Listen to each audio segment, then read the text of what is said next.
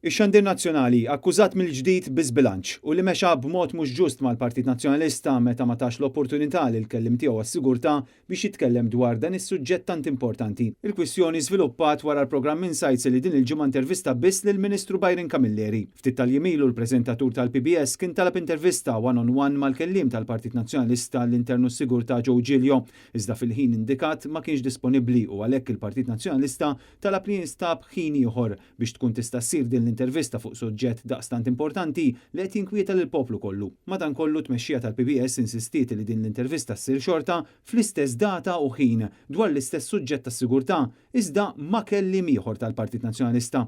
Il-Partit Nazzjonalista minnaħat jew informa lill PBS li din it-talba ma tagħmilx sens u tenna li għandu jinstab ħin ieħor ħalli l-kellim tal-Partit Nazzjonalista dwar dan is-suġġett ikun jista' jattendi.